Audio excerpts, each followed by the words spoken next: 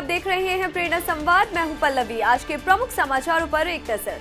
सरसंघ चालक डॉक्टर मोहन भागवत ने गत दिनों एक कार्यक्रम को संबोधित करते हुए कहा, आर्थिक तंत्र में स्व का विस्तार करें। आइए सुनते हैं उन्होंने अपने वक्तव्य में और क्या कुछ कहा।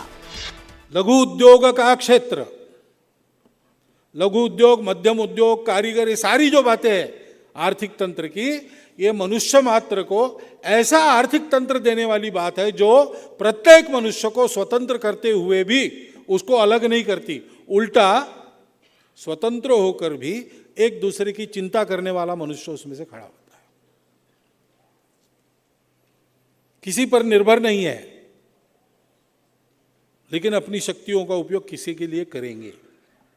गीता में स्वकर्म कुसुमों से भगवान के अर्चन की बात है। ऐसा प्रत्येक व्यक्ति अपना अपना कर्म करके अपने आप को ठीक रखेगा, लेकिन वो सोचेगा कि ये मेरे लिए नहीं कर रहा हूं मैं, ये सारे समाज पुरुष के लिए, समाज रूप परमेश्वर के लिए अपने कर्मों से मैं उसकी पूजा कर रहा हूं, उसको समर्पित कर दूंगा। इस प्रकार की स्वतंत्रता उत्पन्न करने वाला तंत्र, वहां तक वातावरण बनाना, समग्रता की नीतियां बनना, ये सारा हमको करना है। साफ है, रास्ता कैसा होगा उस समय पर निर्भर करता है, वहां जाना तय है। कैसे उस दिशा में हम बढ़ते हैं आज की स्थिति में, उस समय हम सबको मिलकर तय करना पड़ेगा। लेकिन हम सबको मिलकर तय करना पड़ेगा, यह महत्व की बात है, क्योंकि एक व्यक्ति को वहां तक नहीं जाना है, सारे समाज को वहां ले जाना है, और इसलिए हम सबको मिलकर वहां जाना पड़ेगा। इसलिए संगठन की पद्धतियां, इसलिए अपने कार्यकर्ताओं का प्रबोधन, आचरण, यानी वैचारिक प्रबोधन से लेकर तो आदतों तक, ये सारी बातें अपने संगठन में करना, और अपने उदाहरण से हम परिवर्तन का कारण बने, ऐसी बात कार्यकर्ताओं में सर्वत्र उत्पन्न करना। इन तीन बातों का ध्यान इसके आगे आपको अधिक रखना पड़ेगा, क्योंकि अब हम एक बलिष्ठ संगठन बन गए, सारा समाज हमको देखता है, और हम अंग्रेजी में जिसको कहते हैं इस क्षेत्र के ट्रेंड सेटर्स बनने जा रहे हैं। महाकुंभ 2025 से पहले प्रयागराज में डिजिटल कुंभ संग्रहालय की तैयारी में जुटा प्रशासन। प्रयागराज में वर्ष 2025 में महाकुंभ मेला लगेगा। महाकुंभ से पहले धार्मिक और पौराणिक स्थलों का कायाकल्प करने के साथ ही नए निर्माण किए जाएंगे। धार्मिक पर्यटन को बढ़ावा देने की दृष्टि से प्रशासन ने डिजिटल कुंभ संग्रहालय बनाने की दिशा में काम शुरू कर दिया है। संग्रहालय लोगों को सनातन धर्म के वैभव, त्याग व प्राचीन विरासत का आभास कराएगा। प्रयागराज व आसपास के धार्मिक पौराणिक स्थलों का सूक्ष्म दर्शन होगा। ऋषि मुनियों, महापुरुषों के कृतित्व, व्यक्तित्व से लोगों को जुड़ने का अवसर मिलेगा। साथ ही कुंभ, महाकुंभ की पुरातन से लेकर अभी तक की परंपराओं का दर्शन होगा।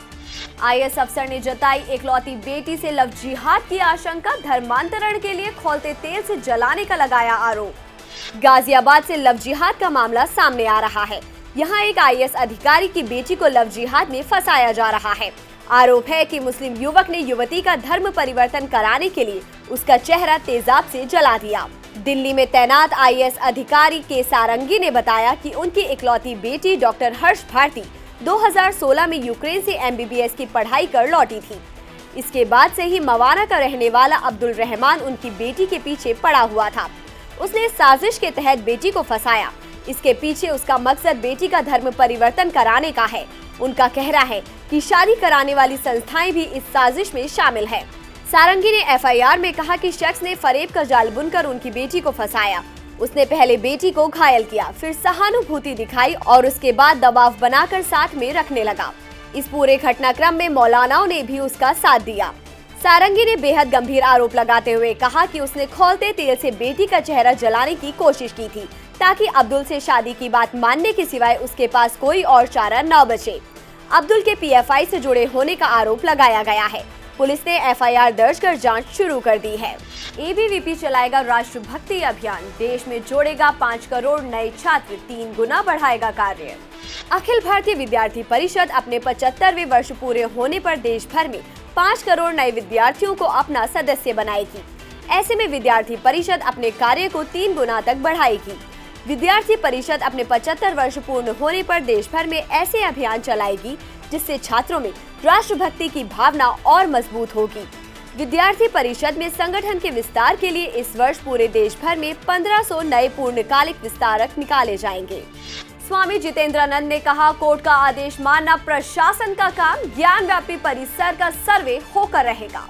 काशी विश्वनाथ मंदिर और ज्ञानवापी मस्जिद परिसर स्थित श्रृंगार गौरी सहित अन्य विग्रहों को लेकर कोर्ट ने सर्वे और वीडियोग्राफी कराने के निर्देश दिए थे।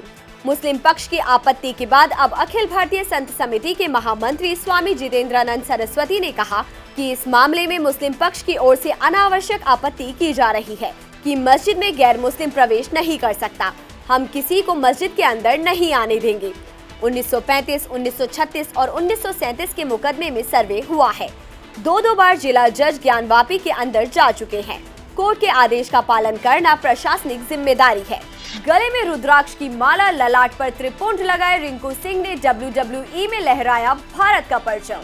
उत्तर प्रदेश के सबसे छोटे जिले भदोही का नाम अब WWE में भी चर्चा का विषय बना हुआ है।